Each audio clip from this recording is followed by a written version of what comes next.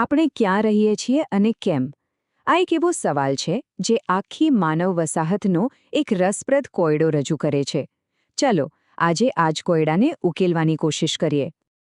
ક્યારે વિચાર્યું છે કે દુનિયાના 90% લોકો પૃથ્વીની માત્ર 30% જમીન પર કેમ રહે છે? આ આંકડો જ આપણને વિચારવા પર મજબૂર કરી દે છે કે આપણું વિતરણ કેટલું અસમાન છે. જી હા, આ એક હકીકત છે.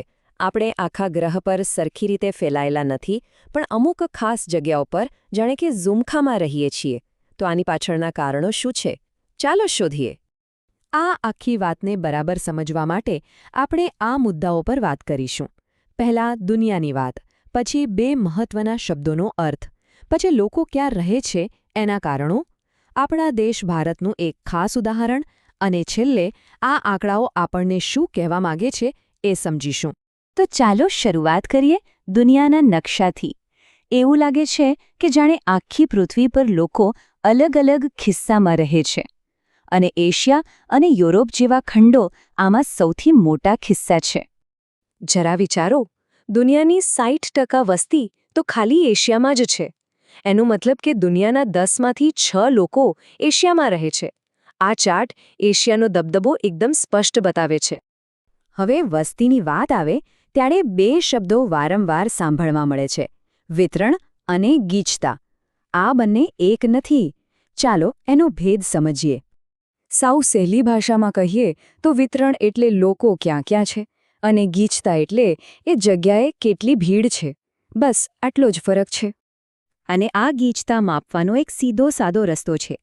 કુલ વસ્તીને કુલ વિસ્તાર વડે ભાગી નાખો. આનાથી આપણને ખબર પડે છે કે કયો વિસ્તાર કેટલો ગીચ છે. તો સવાલ એ છે કે અમુક જગ્યાઓ લોકોને ચુંબકની જેમ કેમ ખેંચે છે, અને અમુક જગ્યાઓથી લોકો દૂર કેમ ભાગે છે? આની પાછળ કેટલાક આકર્ષણ અને વિકર્ષણના પરિબળો કામ કરે છે. જો સદીઓથી માણસને રહેવા માટે શું જોઈતું આવ્યું છે? પાણી, સારી આબોહવા અને ખેતી માટે જમીન. આ જ કારણ છે કે દુનિયાની મોટાભાગની જૂની સંસ્કૃતિઓ નદી કિનારે જ વિકસી છે. પણ હવે સમય બદલાયો છે. હવે લોકો સારી નોકરી, બાળકો માટે સારી સ્કૂલ, સારા દવાખાના જેવી વસ્તુઓ પણ જુએ છે. એટલે જ તો ઔદ્યોગિક વિસ્તારો અને શહેરો તરફ લોકો વધુ ખેંચાય છે. ચાલો આ બધી વાતોને હવે આપણા દેશ ભારતના સંદર્ભમાં જોઈએ. અહીંની વિવિધતા તો વસ્તીના આંકડામાં પણ દેખાય છે. 2011ના આંકડા મુજબ ભારતમાં દર ચોરસ કિલોમીટરે સરેરાશ 382 લોકો રહે છે. પણ યાદ રાખજો, આ ફક્ત એક સરેરાશ છે. અસલી ચિત્ર તો ઘણું અલગ છે. આ જે આંકડાઓ સામે દેખાય છે એ જ આપણને એ સરેરાશ પાછળ છુપાયેલી અસલી વાર્તા કહેશે. ચાલો આ ડેટામાં થોડું ઊંડા ઉતરીએ. અને આ તફાવત તો જુઓ, ખરેખર અકલ્પનીય છે.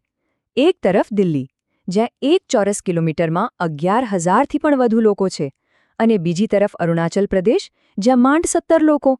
આને કહેવાય જમીન આસમાનનો ફરક. આ વાક્ય આખી વાતનો સાર કહી દે છે. એક જ દેશમાં રહેણીકરણની પેટર્ન કેટલી અલગ અલગ હોઈ શકે છે એ આનાથી વધુ સારી રીતે ન સમજાવી શકાય. પણ વસ્તીની વાર્તા ખાલી ગીચતા પર પૂરી નથી થતી. સમાજને સમજવા માટે બીજા પણ ઘણા પાસા જોવા પડે છે. આમાંથી એક છે સ્ત્રી પુરુષનું પ્રમાણ, જેને સેક્સ રેશિયો પણ કહે છે. સાદી ભાષામાં કહીએ તો દર 1000 પુરુષોએ કેટલી સ્ત્રીઓ છે તે આ આંકડો બતાવે છે. અને આ મામલે કેરળનું ઉદાહરણ નોંધપાત્ર છે. 2011માં ત્યાં દર 1000 પુરુષોએ 1084 સ્ત્રીઓ હતી. આ એક ખૂબ જ સકારાત્મક વાત છે. બીજો એક મહત્વનો આંકડો છે સાક્ષરતા દર, એટલે કે દેશમાં 7 વર્ષથી મોટી ઉંમરના કેટલા ટકા લોકો વાંચી લખી શકે છે. અને અહીં પણ કેરળ અને મિઝોરમ જેવા રાજ્યોએ ખૂબ સારી કામગીરી બતાવી છે. બંને રાજ્યોમાં 90%થી વધુ લોકો સાક્ષર છે. તો હવે સમજાયું?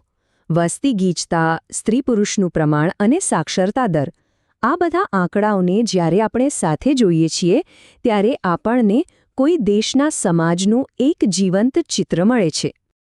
ટૂંકમાં આ બધાનો સાર એટલો જ છે કે આપણે ક્યાં અને કેવી રીતે રહીએ છીએ તેની પાછળ ભૂગોળ, પૈસા અને સંસ્કૃતિ, આ બધા પરિબળોની એક જટિલ અને રસપ્રદ વાર્તા વણાયેલી છે. પણ આ તો થઈ આજની વાત. ભવિષ્યમાં શું થશે? જેમ જેમ દુનિયા બદલાશે, શું વસ્તીની આ પેટર્ન પણ બદલાશે? આ એક એવો સવાલ છે જે આપણને બધાને વિચારતા કરી મૂકે છે.